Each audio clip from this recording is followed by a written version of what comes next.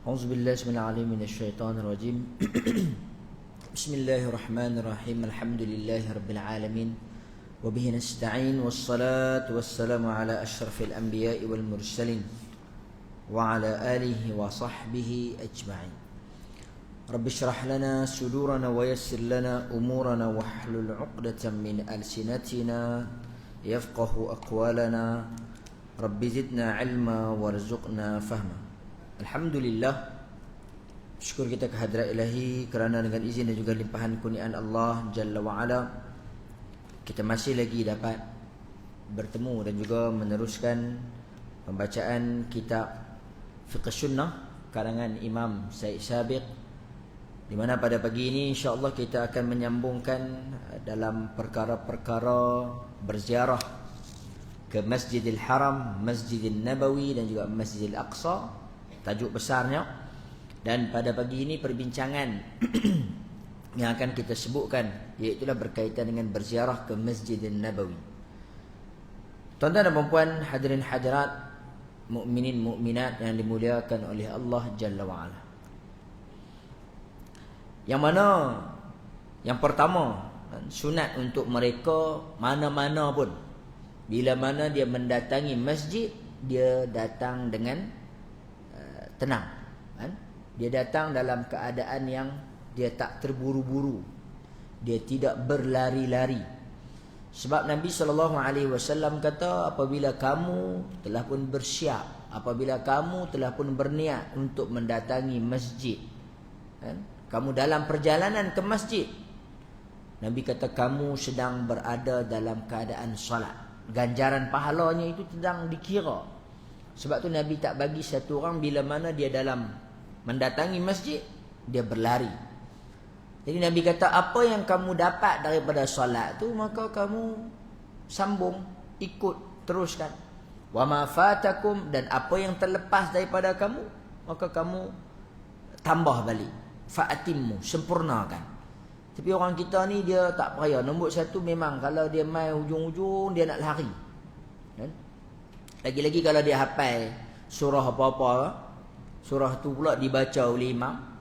Kalau hujung-hujung tu dia nampak macam imam nak rokok, lagi dia gelabah, dia kalut, nak masuk. Ini kebiasaan orang kita. Jadi sunnah untuk datang ke masjid, iaitulah yang pertama, datang dalam keadaan tenang, kan?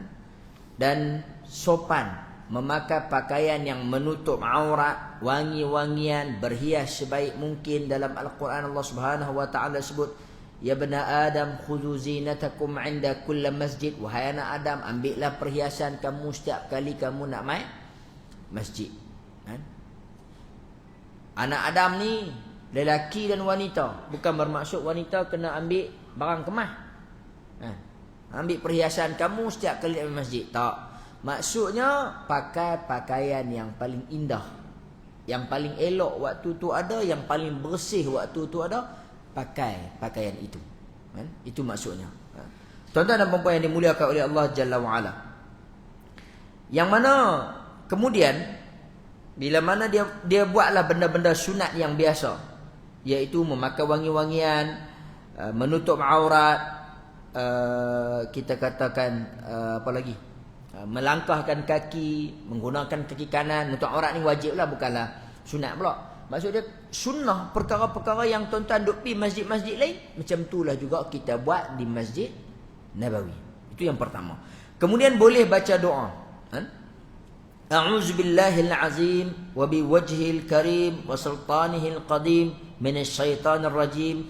Bismikallahumma salli ala Muhammad wa ala alihi wa sahbihi wa sallam. Allahumma ighfir li zunubi waftah li abwaaba rahmati.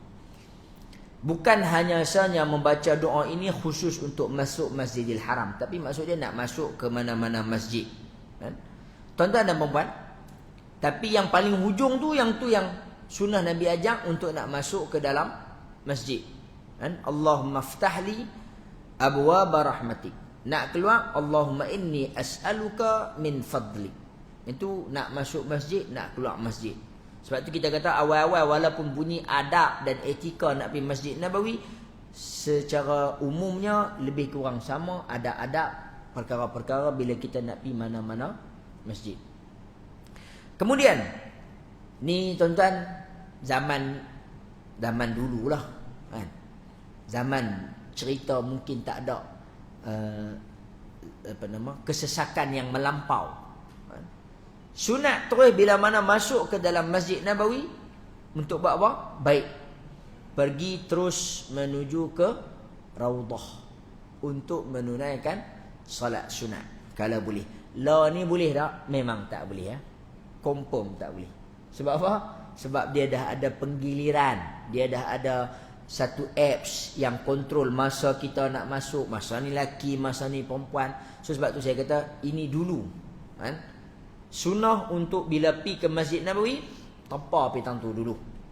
Cari ruang dan peluang untuk berada di situ kan. Setelah selesai salat sunat tahiyatul masjid, maka dianjurkan untuk duduk beriktikaf, berdoa dan menuju ke makam baginda Nabi SAW, berdoa kan? Bukannya berdoa kan Nabi, berdoa tetap dekat Allah Subhanahu Wa Taala kan? Mohon kepada Allah Subhanahu Wa Taala, duduk di tempat yang baik.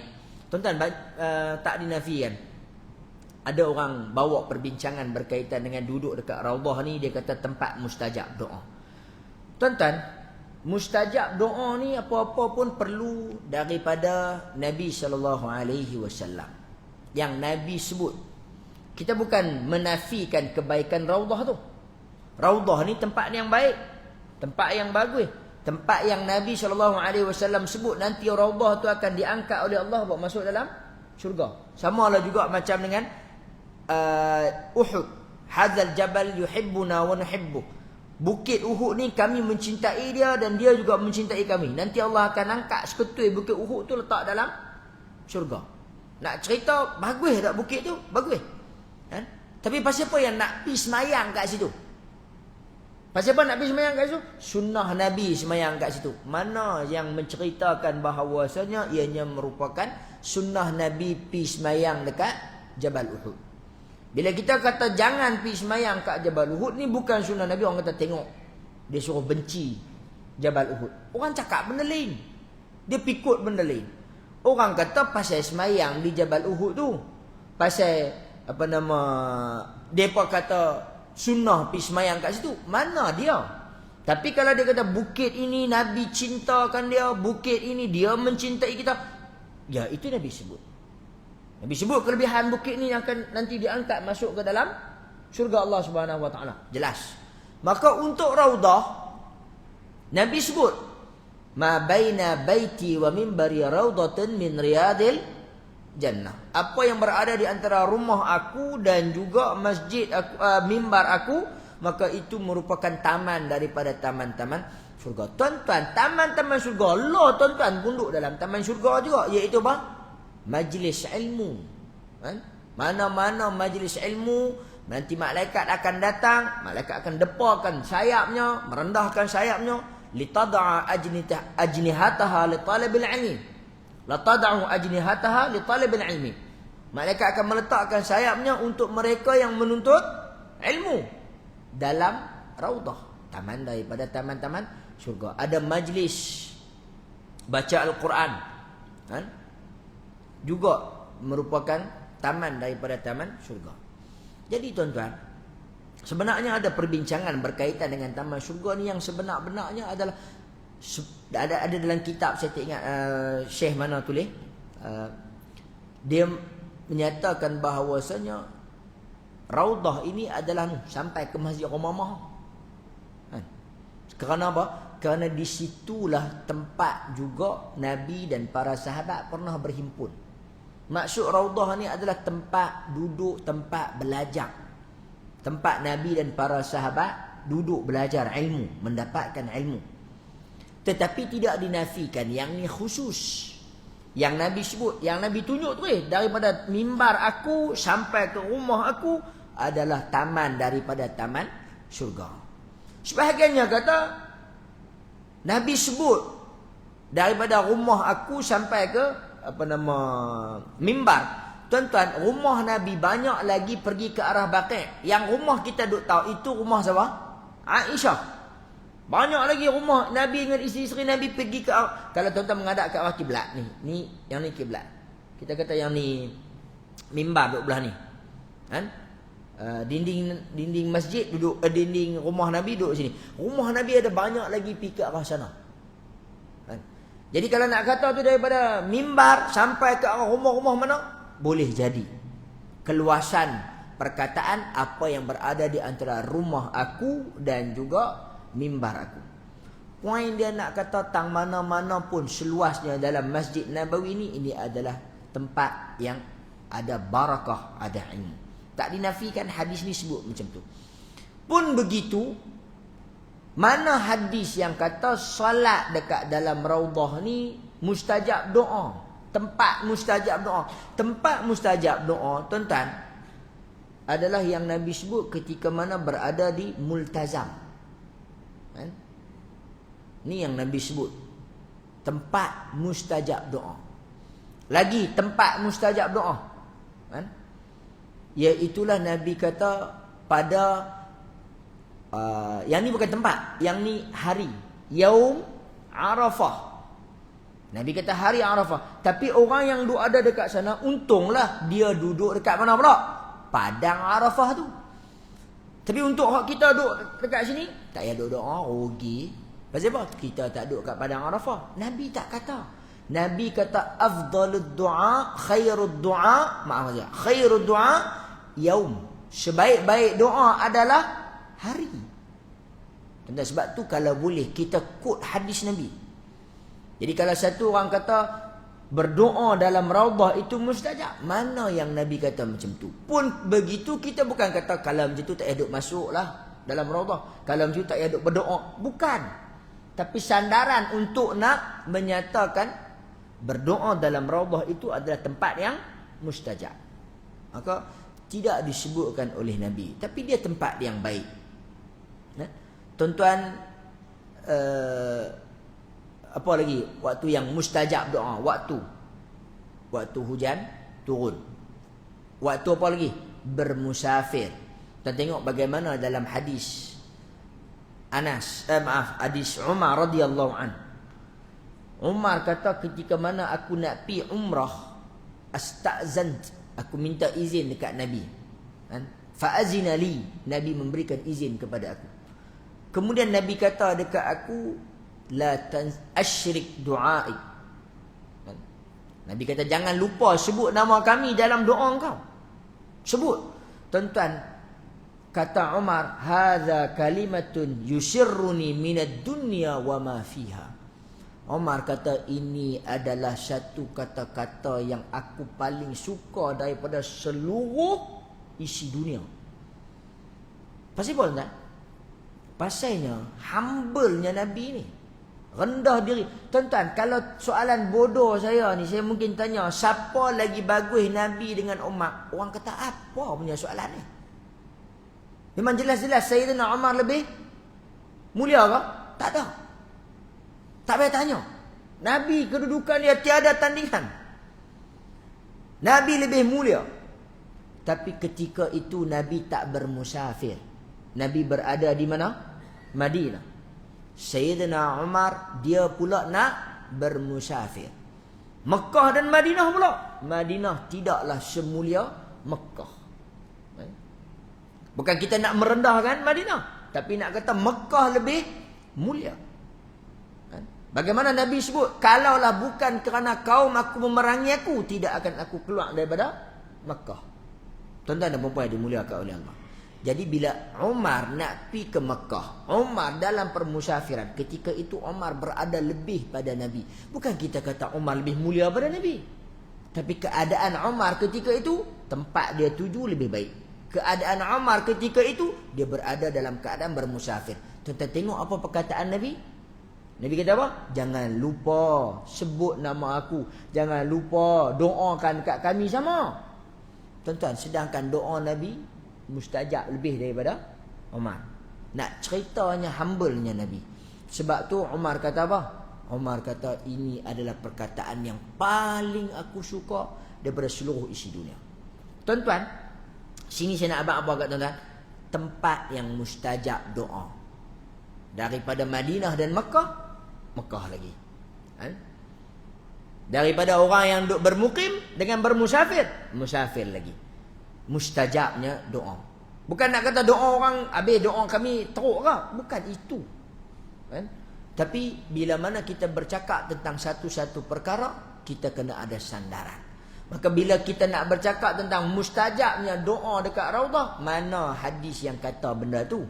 Tetapi bukanlah menidakkan Raudah adalah satu tempat yang baik untuk kita nak berdoa. Tuan-tuan dan puan-puan, hadirin hadirat, mukminin mukminat yang dimuliakan oleh Allah. Kemudian berselawat kepada baginda Nabi sallallahu alaihi wasallam sebanyak-banyaknya, kan? Selawat ni sebenarnya tak perlu pun nak berselawat dekat makam Nabi. Berselawatlah di mana-mana pun Allah Subhanahu wa taala akan sampaikan. La tattakhidhu qabri 'aidan wa sallu 'alayya haitsuma kuntum. Nabi kata, janganlah kamu semua mengambil kubur aku sebagai tempat perayaan. Nak beraya, nak berseronok, mai kat kubur Nabi. 'Aidan, tempat perayaan. Kan?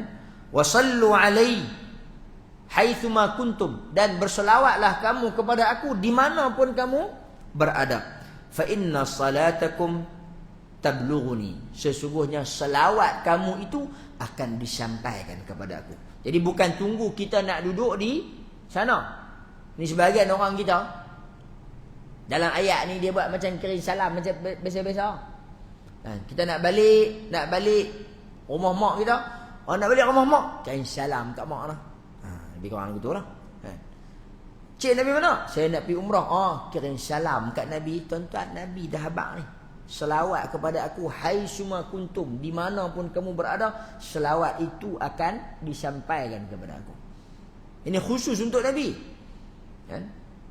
Bukannya macam hak mak kita tadi, hak ayah kita, hak kawan kita, hak bini kita nak balik, jumpa bini, kirim salam kat dia. Kan? Kita tak apa, bini saya pun sama level dengan Nabi ya. Selawat yang dah sampai. Megah. Kan? Tuan-tuan, yang tu khusus untuk Nabi. Tetapi untuk orang-orang lain, tuan-tuan nak sampaikan salam, silakan. Tuan-tuan dan puan-puan, hadirin hadirat, mukminin mukminat dimuliakan oleh Allah. Kemudian kita menziarahi makam Nabi, Abu Bakar, Umar dan sebagainya, membacakan salam kepada mereka. Assalamualaikum ya Rasulullah. Kemudian tuan-tuan nak tambah Habibana Mustafa, tuan-tuan nak puji Nabi, sebagainya, silakan. Kemudian tuan-tuan nak sampaikan salam, Assalamualaikum ya Abu Bakar As-Siddiq. Nak sebut Abu Bakar. Tuan-tuan tak reti ya, nak cakap bahasa Arab, sebut bahasa Melayu pun pada orang.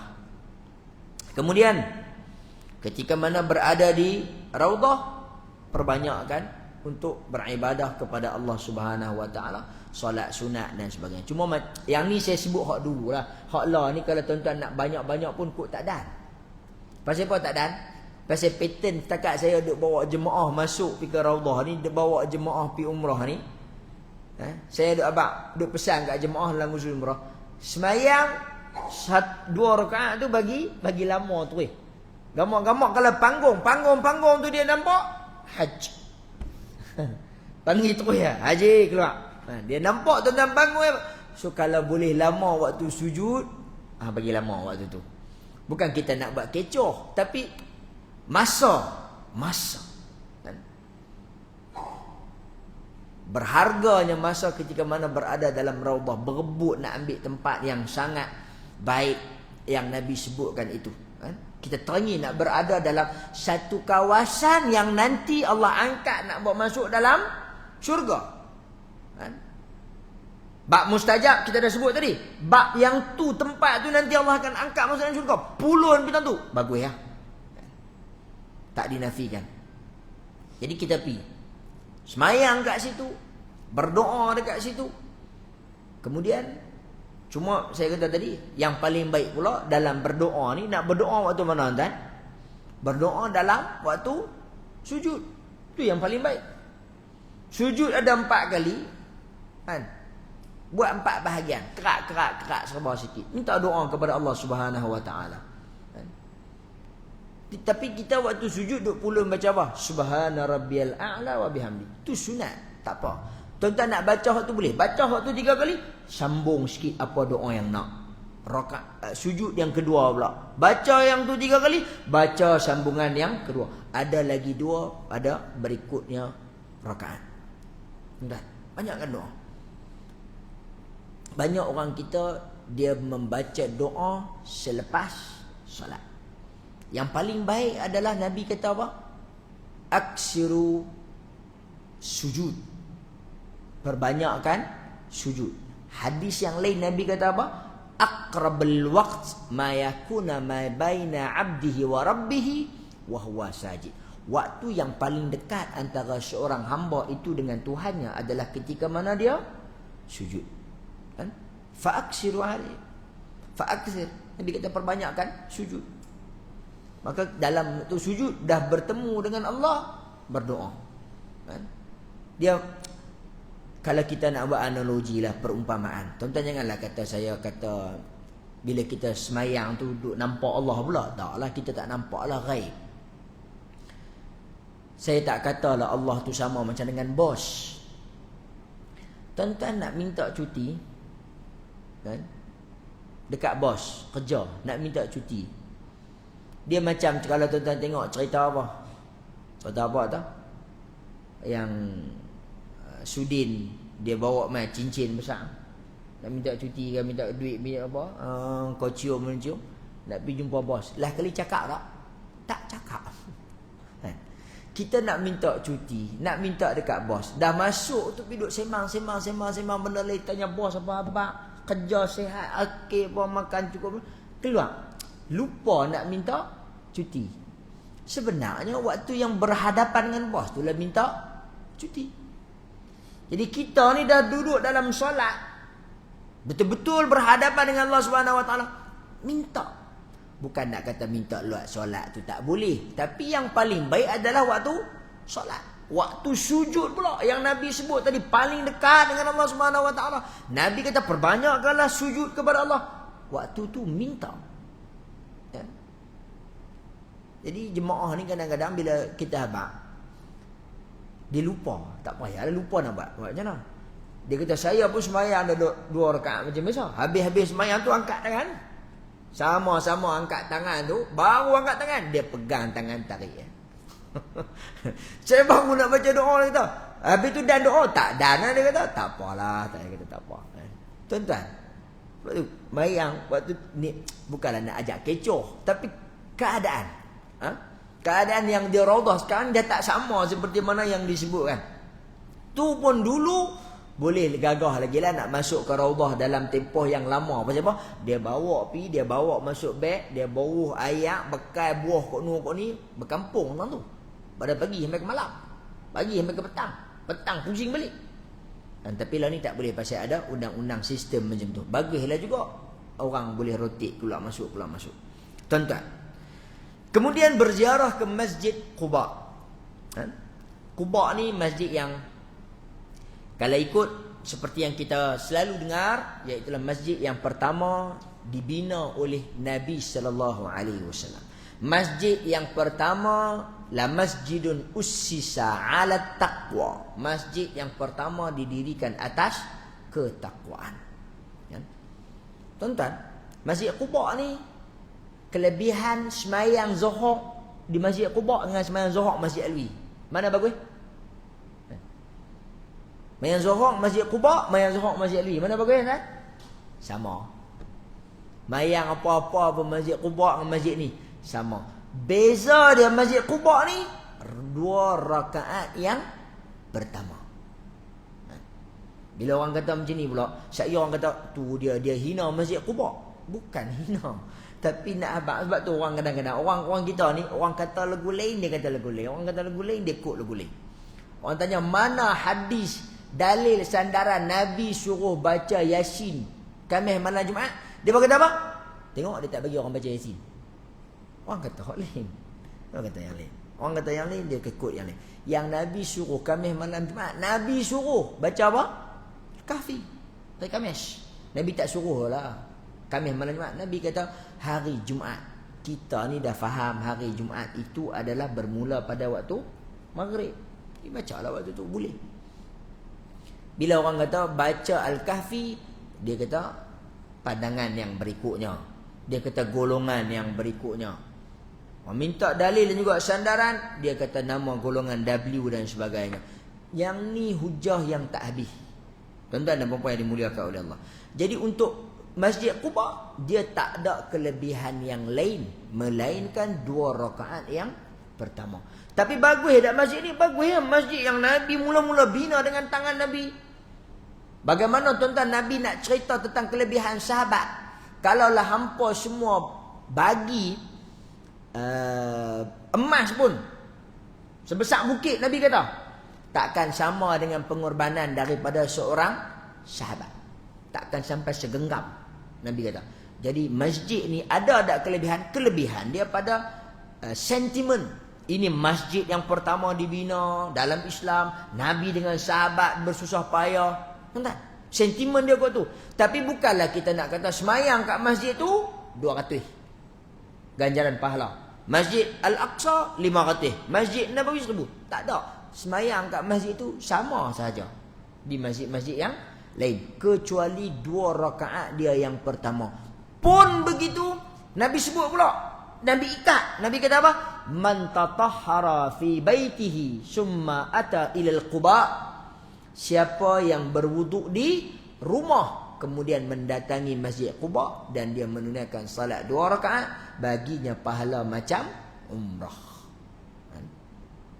Tengok-tengok satu orang, dah biasalah tuan. Saya bawa jemaah banyak. Ada yang pergi naik bagi, kadang-kadang ada yang pergi naik van dulu, balik pula naik bagi, ada yang pergi naik bagi, balik naik van, ikutlah. Saya tahu. Elok duk tunggu bagi nak naik tu, dia kata, tak, kentut bidah. Betul lah hadis tu kata man tatahhara fi baitihi. Tuan-tuan, rumah kita di sana di mana?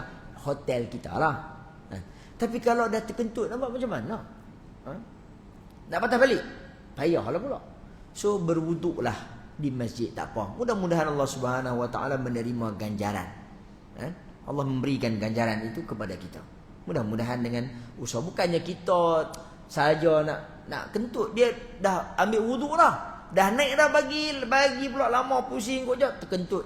Saya kata, elok okay, kita berhimpun tadi saat-saat nak ambil wuduk. Dah tak ambil wuduk lagi. Ambil dah tadi duduk dalam bagi kentut, dia kata. Tak apalah, nampak macam mana. Tuan-tuan dan puan-puan yang dimuliakan oleh Allah. Dan ziarah ke Quba ini juga memang ada dalam hadis baginda Nabi SAW yang Nabi suka pi ke Masjid Quba. Saya tak ingat hadis tu yang Nabi kata hari apa? Nabi akan pi rakiban wa masyian, sama ada berjalan kaki ataupun menunggang unta. Nabi suka pi ke Masjid Quba. So menziarahi Masjid Quba adalah satu kelebihan yang besar ketika mana berada di Madinah. Dan kelebihan Masjid Quba tidak ada pada kelebihan Masjid Nabawi. Tuan-tuan mayang banyak kat Masjid Nabawi, dapat tak pahala macam umrah? Tak ada. Sebab dia hanya ganjaran 1000, melainkan yang selepas subuh lah. Yang selepas subuh dia tunggu matahari naik, kemudian dia solat 2 rakaat, baginya pahala macam umrah, baginya pahala macam haji. Hak tu lain pula. Tapi hak ni yang setiap kali daripada rumah kita, bilik kita duduk tak mana-mana, kita berwuduk dan kita pergi ke Masjid Quba solat 2 rakaat, yang tu jelas dapat pahala macam ganjaran umrah. Tuan-tuan duduk di bilik nak pergi Masjid Nabawi, dapat tak pahala umrah? Tak. Hanya dapat 1000 kali ganda lebih baik daripada solat di masjid-masjid yang lain. So ada beza dia. Yang ni bab ganjaran umrah, yang ni bab 1000 kali ganda. Masing-masing pada kelebihan masing-masing.